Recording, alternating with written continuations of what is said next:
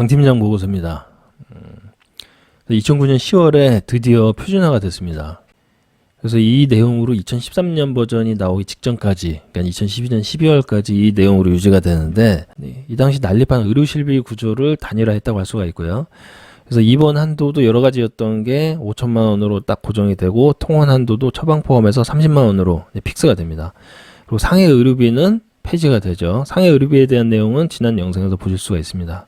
그리고 3년 단위로 갱신하고 100세 만기까지 보장하는 그런 내용으로 단일화됐습니다. 그래서 의료실비의 구조는 질병과 상해 똑같이 입원, 통원, 처방은 약값을 얘기하죠. 요거 이렇게 세 가지로 이제 나누게 됐습니다. 기존에는 통원 안에 처방이 들어있었죠. 외래 한도 30만 원 중에서 처방 조제가 5만 원이 따로 빠져나와서 25만 원과 5만 원, 보통은 이렇게 이제 보상을 하고 있습니다.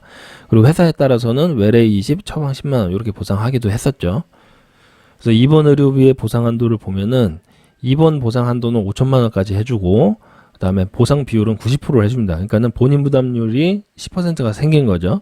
그래서 입원 부분에서 10%의 본인 부담률이 신설이 됐고, 대신에 이 10%의 한도는 200만 원까지만 본인이 부담하고 그 이상 초과분은 회사에서 의료실비에서 처리를 해주게 되어 있습니다. 그래서 실비 처리의 한도는, 그러니까는 2천만 원까지는 내가 10%를 부담하고 2천만 원 초과분은 나머지는 뭐 본인 부담금 없이 회사가 처리한다. 그다음에 통원 의료실비 같은 경우는 통원 외래 한도는 1통원당 25만 원까지 이제 보상을 받을 수 있고, 본인 부담금은 병원 규모별로 10,000원에서 2만 원까지 조금 이제 나눠서 본인 부담금을 책정할 수 있게 되었습니다. 그래서 1통원당 25만 원까지인데 하루에 병원을 2번 가는 경우도 있잖아요. 근데 같은 원인으로 2번을 간 거면 그냥 하루에 한 번의 통원으로 칩니다. 그래서 그 한 번 그 25만 원 한도 내에서 그 두 병원의 병원비를 합산해서 계산을 하고요.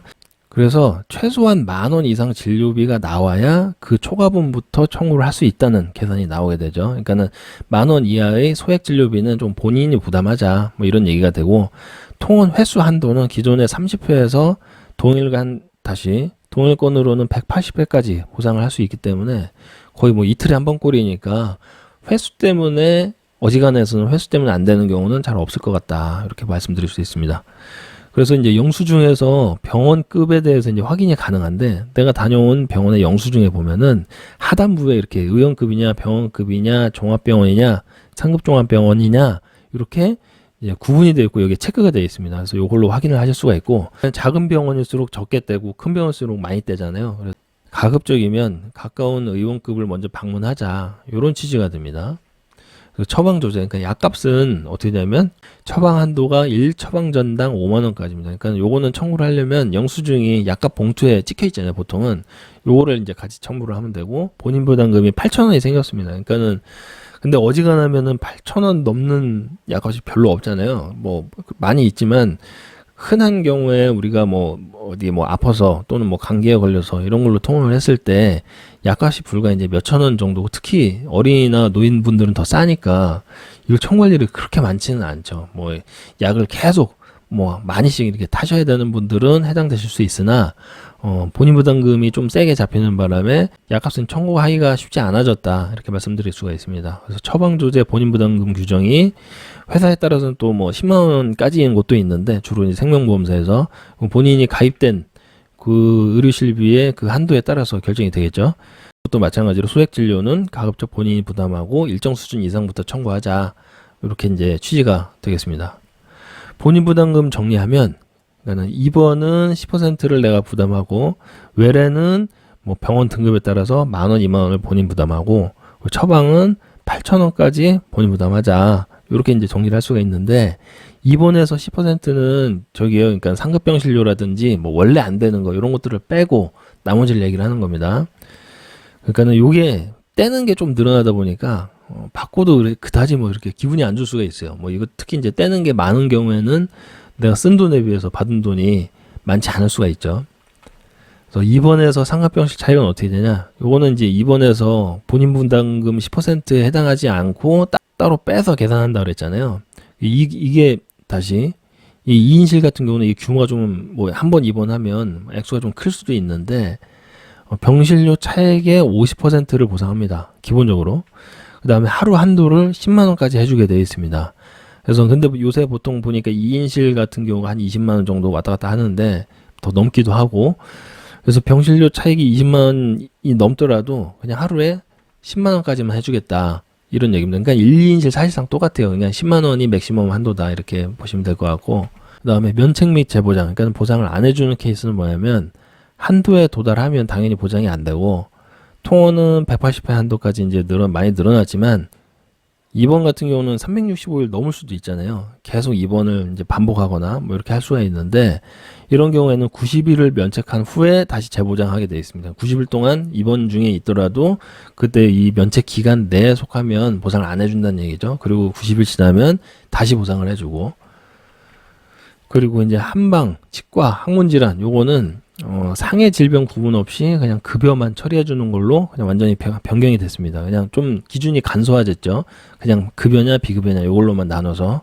그래서 기존의 중구난방 복잡하면서도 딱히 뭐 실질적으로 보장되는 것도 아니었던 그런 한방 치과 항문질환 관련해서는 간단하게 이제 급여만 처리해 주는 걸로 이제 완전히 변경이 된 거죠. 그렇다고 해도 뭐 한방 치과는 뭐 여전히 이제 실효성이 그렇게 많지는 않은데, 항문질환 같은 경우는 아예 안 됐다가 되는 걸로 바뀌었기 때문에 보장이 확대된 케이스라고 볼 수가 있습니다. 근데 이제 항문질환에 대한 여기도 한 뭐 1일이든 며칠이든 입원을 하는데, 입원을 한 병실료는 아예 제외해요. 항문질환에서는. 왜냐면 비급여는 안 해준다고 했으니까. 그리고 건강보험이 이제 미적용되는 케이스, 아예 이제 건강보험이나 요양법 뭐 적용이 안 되는 케이스에 뭐 교통사고, 뭐 산재사고, 폭행사고 이런 것들이 들어가는데, 이 케이스에는 40%만 해준다. 최근에는 이 40%를 계산하는 규정을 좀 확대 해석하려는 추세가 있어요. 그래서 뭐 급여도 있고 뭐도 있고 한데도 뭐 조금 신기술이라든지 이런 것들이 들어간 거는 비급여가 엄청 세잖아요. 이런 거는 그냥 40%로 때려주고, 이런 케이스들이 있어서 회사하고 조금 분쟁이 있는 걸로, 하지만 이제 대체적으로 다 이렇게 가고 있는 추세라고 할 수가 있습니다. 그리고 해외 발생 치료비는 기존에 뭐 40%를 해주는 항목이었는데 지금은 이제 아예 제외가 됐고, 해외는 이제 해외보험을 따로 가입을 해야 되죠.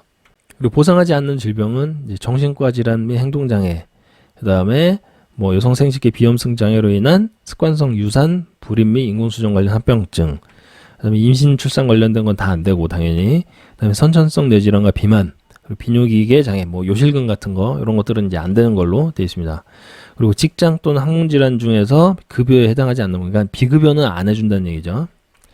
그리고 보상하지 않는 치료비에 보면은 치과랑 한방은 비급여는 안 해준다는 거고, 그 다음에 뭐 상식적으로 뭐 건강검진 예방접종, 인공유산 뭐 이런 것들을 안 해주는데, 치료 목적으로 하게 된 경우에는 이제 보상을 해주게 돼 있고, 그 다음에 영양제, 비타민, 그 다음에 호르몬, 보신용 한약제, 뭐 친자 확인, 불임 관련 인공수정, 성장 촉진 이런 거 안 되는데, 기존의 영양제하고 비타민 같은 경우는 뭐 마늘 주사, 뭐 진짜 비타민 이런 것들은 이제 몇 년 전만 해도 의사 뭐 치료 소견이 있으면 그 문구만 들어가면 다 해줬었는데, 요새는 문구가 들어가도 안 해줍니다. 그래서 그 영양제나 그 뭐 비타민제 원래 치료 목적으로 식약처에 등록된 질병이 있어요.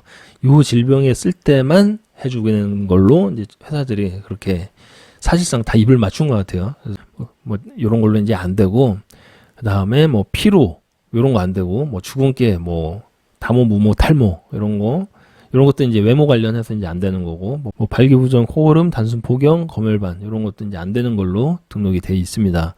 그러니까 뭐 피로에서 보통 이제 피로나 과로 이런 걸로 가면 영양제, 비타민 이런 거 맞잖아요. 근데 영양제, 비타민이 요새 되지도 않는데 원인이 피로야. 그러면 뭐 100% 안 되는 거죠. 그 다음에 뭐 의치나 의수족 이런 것들의 어떤 진료 재료에 이런 진료 재료의 구입 대체 비용 이런 것들이 안 되고, 대표적인 게 뭐 임플란트, 뭐 보조기구 뭐 이런 거죠. 그 다음에 외모 개선 목적으로 들어가는 것들은 다 안 됩니다. 당연히 쌍꺼풀, 뭐 성형 수술, 뭐 교정 뭐 이런 것들 다 안 되는데, 근데 여기에서 일정 기준이 넘어서 급여로 바뀌면은 요게 이제 치료 목적으로 봐서 해주는 케이스들이 몇 가지가 있어요. 쌍꺼풀 같은 경우도 뭐 예를 들면 그 뭐 이름이 갑자기 생각이 안 나는데, 뭐 눈썹이 뭐 눈을 찔러서 염증 같은 게 계속 생기고 해서 쌍꺼풀 수술을 뭐 할 수밖에 없다 라든지 뭐 하지정맥류도 뭐 검사를 했는데 뭐 수치가 뭐 일정 이상 나와서 치료를 해야 된다. 뭐 이런 것들은 다 이제 치료로 객관적인 증빙이 되면 치료로 이제 볼 수 있는 케이스들이 있습니다. 그리고 산재나 자동차에서 보상받는 건 당연히 안 되는데 거기서 이제 따로 내 본인 부담금이 추가로 발생하면 그런 것들은 이제 40%로 해서 청구를 할 수가 있고, 그다음에 해외 의료기관 의료비 이런 것들은 이제 안 되는 걸로 빠졌죠. 기존에는 40% 해주는 거였다가 지금 빠진 걸로 이렇게 되어 있습니다. 그러니까는 대체적으로 보상하지 않는 질병이나 않는 치료비 요거에 대한 어떤 그 포맷이 여기에서 현재에 이르기까지 계속 여기서 내용이 조금씩만 바뀌어가면서 현재까지 이른다라고 이제 보시면 될 것 같아요. 그래서 요걸 정리를 하면 2번은 5천만 원까지, 외래는 25만 원까지, 처방은 5만 원까지로 이제 분리가 되고, 3년 갱신 100세 만기, 그 다음에 본인 부담금은 2번 10%, 외래 1, 2만 원, 처방 8천 원. 요걸 넘어야지 내가 청구를 할 수 있다. 그 다음에 보상하지 않는 내용이 좀 구체화돼서 나열이 됐고, 그 이후로는 요 큰 틀 안에서 이 표준화의 구조를 따라간다고 할 수 있습니다. 그래서 요 표준화 때부터 이제 본인 부담금을 좀 강력하게 하거나 조금 어떤 부분을 좀 항목을 제외한다거나 이런 것들이 이제 많이 생기면서 오늘날에까지 이르렀다고 할 수가 있습니다. 자, 이렇게 정리하겠습니다.